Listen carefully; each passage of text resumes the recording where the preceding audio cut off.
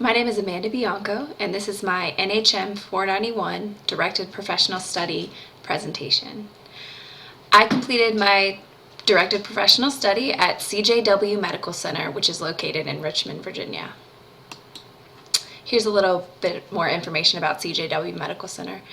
It includes two campuses, Chippenham and Johnston Willis, and I completed my directed study at the Chippenham campus, which is pictured on the screen.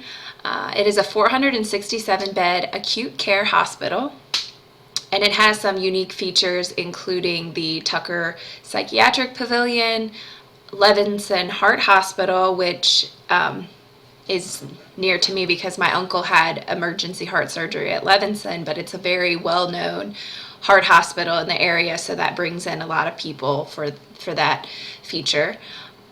It also has a pediatric ER, a pediatric unit, and a pediatric ICU, so it has a lot of specific services to provide for children, which not all hospitals have.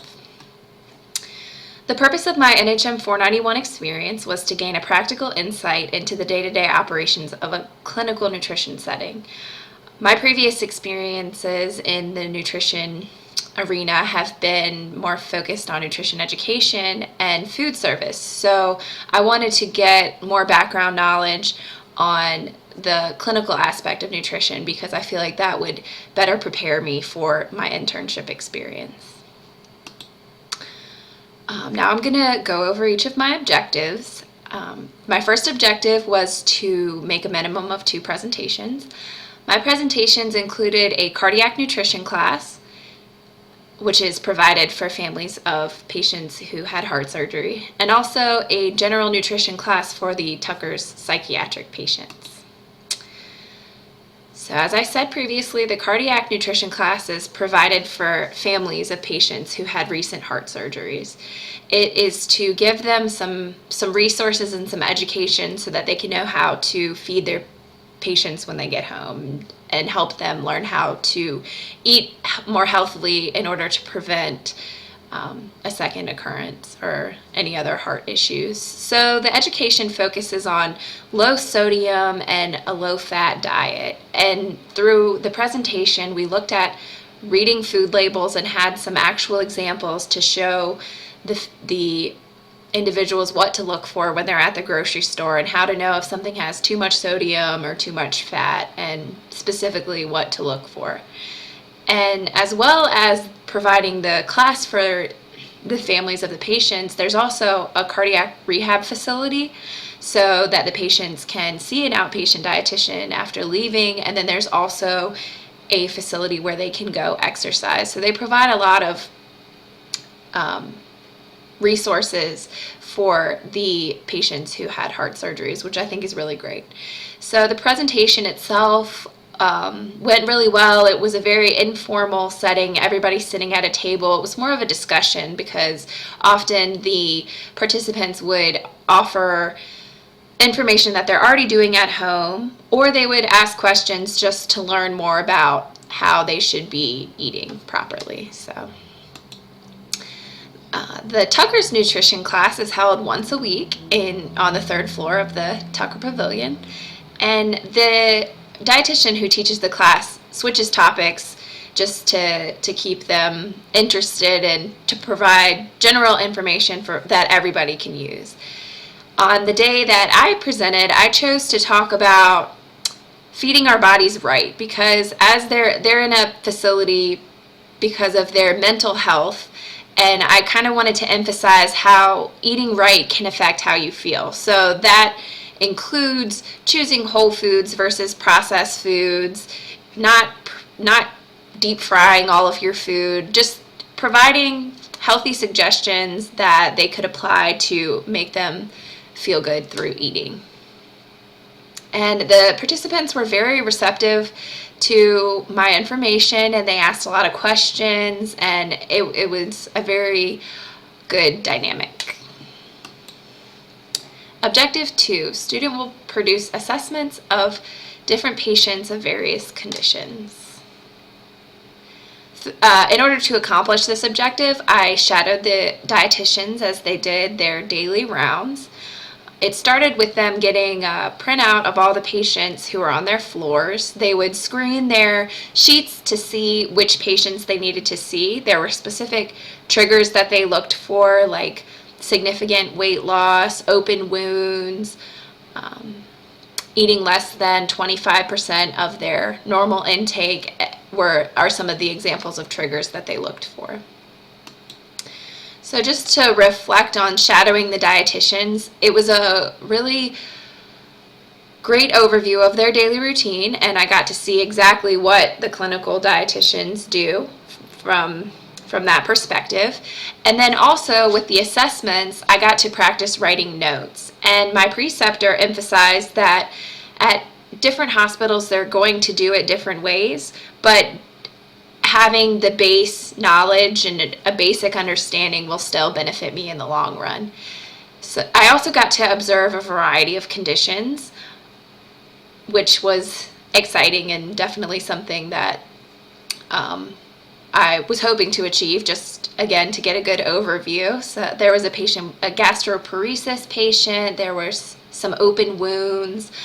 We visited a patient with depression, so it was exciting to, well, not exciting to see a depressed patient, but it was good to see the mental health aspect of how that can impact your nutrition. And so it was a good experience to see a variety of conditions. And through that part, I feel prepared for my internship experience. Objective number 3 was to create a bulletin board for the food service department about hand hygiene in the kitchen.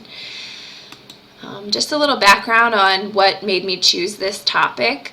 In the hospital, there's a new Take 5 initiative that is meant to spread the importance of hand hygiene throughout the entire hospital, not just in the kitchen. And the whole Take 5 has 2 meanings. It literally means take 5 seconds and remember if you performed proper hand hygiene. And then the second aspect of it is if you see a coworker who may have done something and forgotten to wash their hands, it's a code word for you to say, hey, take 5, so that they will remember to wash their hands. Because sometimes when you're busy and you maybe touch your hair or something and you forget that you need to wash your hands after doing certain things. And so after hearing about that initiative, I thought how especially important that is in the kitchen. When we're working with food and we have a sensitive population, we want to be extra careful to to prevent the spread of foodborne illness and bacteria. And especially too, we want to prevent cross-contamination because there are a lot of patients with very sensitive allergies, and we want to make sure that their food is safe to eat. So I created this bulletin board, which is pictured on the slide, and I wanted to make sure that it was eye-catching and would maybe make the employees in the food service department stop and read it and learn something new. I included when to wash your hands, and in the kitchen after handling raw meat, after touching your hands or your hair, your face, after eating, after smoking a cigarette. It emphasized all of those aspects. And then when to change your gloves, because just like your hands, when you touch things with your gloves, they get contaminated as well. And then general hand care tips for the kitchen, no nail polish, cover any wounds, things of that nature. Objective 4 was to create a display for National Nutrition Month with tips for display in the hospital cafeteria. The hospital cafeteria is frequented by employees as well as visitors of the hospital, so I wanted to create something that had general tips that everybody could follow. And my passion lies in health education and promotion, and I feel like in any area that I decide to pursue, that is a huge component of nutrition. So I talked about drinking water, especially with the hot months approaching, and I made some suggestions of healthy snacks because especially when you're on the go, it's easy to grab the prepackaged foods, but you need to also think about the nutrition content of your snacks and eat things that are going to be more nutrient dense and beneficial to you. So then I also talked about portion control and eating more fruits and vegetables, again, so you can get the maximum nutrition content through your meals. And portion control is definitely something that I struggle with, and I know a lot of people have a hard time with portions, so I wanted to emphasize that as well. And I think that my plate is a great visual to get an idea of what your plate should look like. So this was on display in the cafeteria, and it also had some handouts and some resources that people could take home with them. And then we had free apples for people that passed by, which I thought was something kind of fun. Objective 5 was to update the diet guideline manual for the hospital, which was last revised in 2011. So that's been 3 years. Just a little background on why I chose this as an objective. I was lucky to complete my NHM 491 at the hospital where I also work. So I've worked there as a diet clerk, and I was looking through the manual, and I noticed a lot of the policies and procedures were not how things are now. So I realized that once I saw the date, that it hadn't been updated in years, and that I could use that knowledge to help them make a better teaching resource for the employees. So it's used to train people, and also for people that have been there a long time, they may forget how to do something. So everybody should have some kind of reference to look at to make sure that things are being done correctly. And policies are constantly evolving, and procedures, so it's important to keep them up to date. So I found 2 specific areas that needed the most updates. I created a tube feeding sheet that just educated a little bit more about what exactly tube feeding was, and then also it described how to enter it into the computer, because I was having issues with that. So I figured if I had those issues, then maybe down the road someone would too. So it's important to have it on paper so that everybody can understand how to do it. And the second thing that needed a lot of updates was the procedures for the Tucker Pavilion patients, because they have been doing a lot of changing things for them. We started providing the Tucker's patients with double portions, because a lot of those patients are just, some patients are detoxing, some patients are having some other issues that are resulting in extreme hunger. So we provide them with double portions. There are also situations where they get plastic trays and no knives, and just a lot of things specific to that unit. So I updated that sheet as well. And my preceptor had emailed me all of the documents for the manual, and a lot of things were up to date on the computer, but they were not up to date on the printout. So I suggested to her that she just compiles a new one and prints it out every so often, just to make sure that the resources stay up to date, or that she could provide an electronic copy of the manual, again, so that people would have the most up-to-date resources in order to be most efficient. So in conclusion, this experience at Chippenham Hospital gave me a lot of insight into the possibilities within the nutrition field. Even within the hospital setting itself, there are so many different potential areas to work in.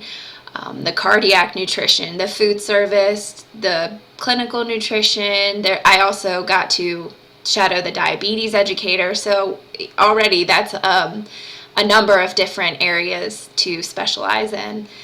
I really enjoyed my preceptor, and she was so helpful, and she gave me a lot of insight into her journey to becoming a registered dietitian, and she was so patient and willing to answer any questions that I had, and it was just great to have some people that were really willing to help me and mentor me. And lastly, I feel, especially with this experience, that I'm prepared to enter my dietetic internship in August, which is at VCU Health System, and I'm very excited. Moving into an internship without having experience in a hospital setting would be very challenging, so I feel with this introduction that it will help me a little bit more to be successful in my internship.